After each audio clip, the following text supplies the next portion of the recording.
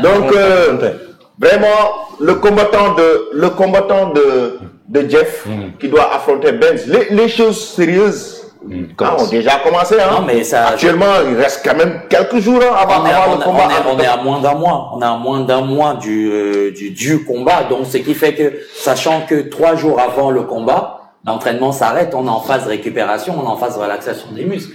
Donc là, on a moins d'un mois de ce combat-là. Il y a une forte progression de Tafatine. Moi, je le suis hier encore, il m'a laissé un message pour se moquer de moi, comme d'habitude. Il prenait des nouvelles de la famille aussi, c'est très très gentil de sa part. Il a couru 11 km. 11 km pour un gabarit comme celui-là, normalement on est sujet à un essoufflement rapide. Mais il faut aussi, n'oublions pas qu'il ne démarre pas dans le sport, il s'est pas levé avant-hier pour entrer dans le sport, c'est un combattant déjà de plusieurs années en lutte et on connaît le travail que ça implique en termes de force. Donc du coup, qui est une activité hyper cardio. Maintenant, courir, faire du 11 km en résistance, cela ne me surprend pas. Maintenant, si tu m'avais dit qu'il a fait des fractionnés pendant une demi-heure et qu'il est essoufflé, j'aurais dit c'est normal qu'il soit essoufflé. Mais faire 11 km de footing, ça devrait même être normal pour un lutteur qui a fait carrière, une aussi longue carrière que lui. C'est normal. Mais en termes de la progression, surtout, c'est en termes techniques, pied-point. Franchement, entre le Tafatine que j'ai quitté la veille de son départ pour Lomé et le Tafatine qu'on a aujourd'hui, il y a bon espoir que ce combat soit de bonne facture. Parce que le plus dur dans un combat, c'est d'avoir 2 oppositions à peu près égales.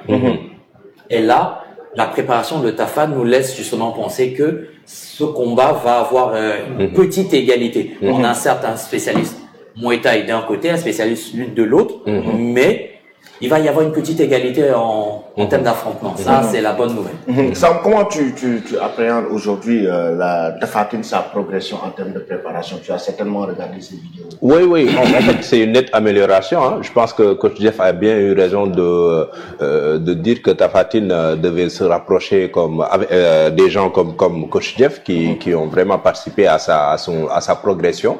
Et je pense que le message que cela suggère aujourd'hui aux lutteurs, c'est que c'est bien de faire la transition en quittant la lutte pour aller vers le MMA, mais il faudra bien se former. C'est-à-dire des gens comme voilà, il faut être bien accompagné des gens comme Zos, comme Keshev et tout ça. S'ils veulent bien faire carrière dans le MMA, il faut qu'ils soient bien entourés, qu'il y ait un staff sérieux et pour leur formation aussi, que ça soit très bien géré. Sinon, bon, ça sera toujours le cas. On organise un combat, tu vas à MMA, tu fais du show, du spectacle et après c'est fini, quoi. On ne pourra pas faire une progression, mais pour quelqu'un comme Tafatine, il doit aujourd'hui vraiment avoir une formation, avoir un très bon encadrement, parce que j'imagine que c'est pas pour un combat comme ça face à Benz qu'il va terminer sa carrière en MMA. Il faut qu'il s'attende à d'autres combats à mener dans les cages. Par contre, ces derniers temps, je reconnais pas le Nyak Moué, le technicien, le professionnel. Non, très honnêtement. Aujourd'hui, non. La dernière fois, il faisait une analyse sur le combat Tafatine-Benz. Et il nous promet un KO. Il nous dit que Tafatine mettra KO Benz.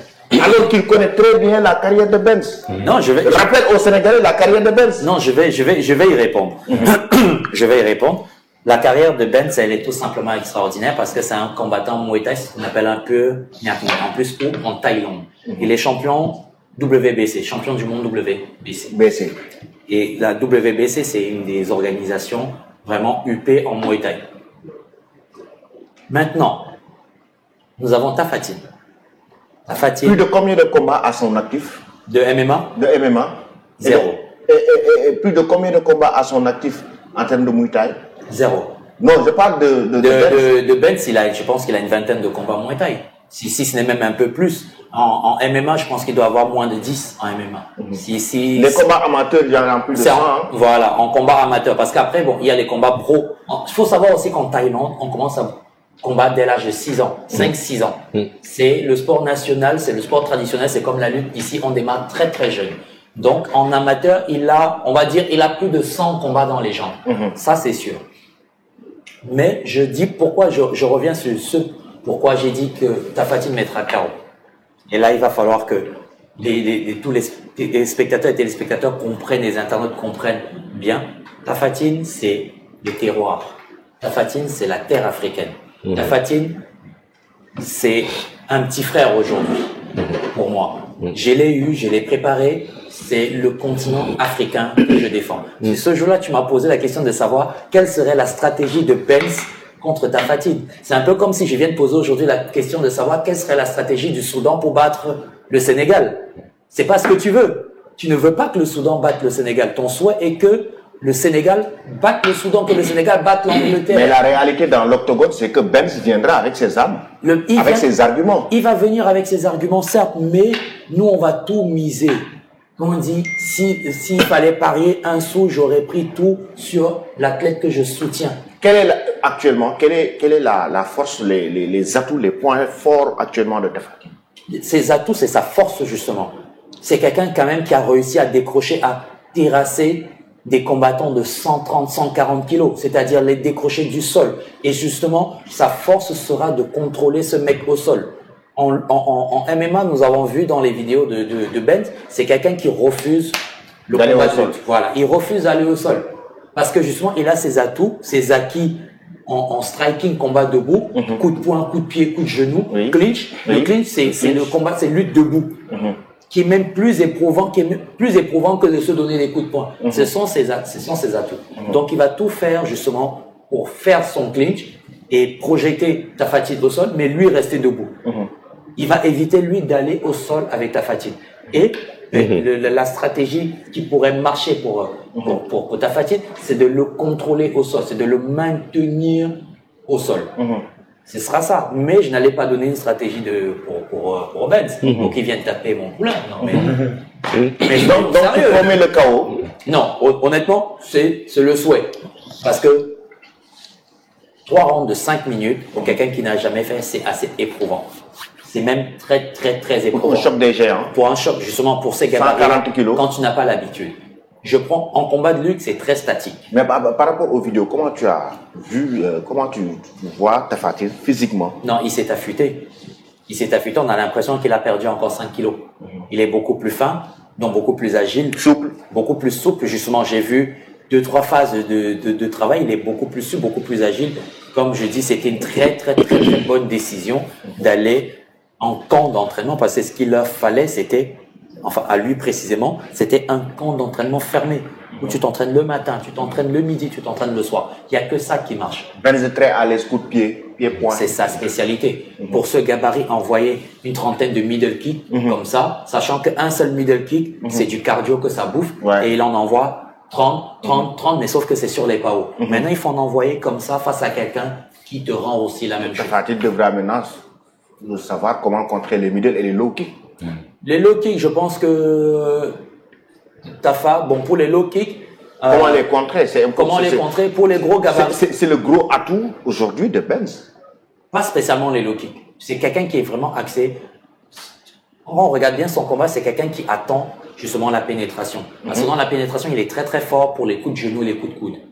Et contrairement aux lutteurs qui ont tendance à pénétrer tête en avant, c'est là où justement il aurait fallu faire une correction. C'est la pénétration justement, comment faire un swaz, comme on a vu avec Tijane la dernière fois, un double leg. Donc la gestion de la distance. La gestion de sa distance et comment pouvoir contourner justement cette amenée au sol.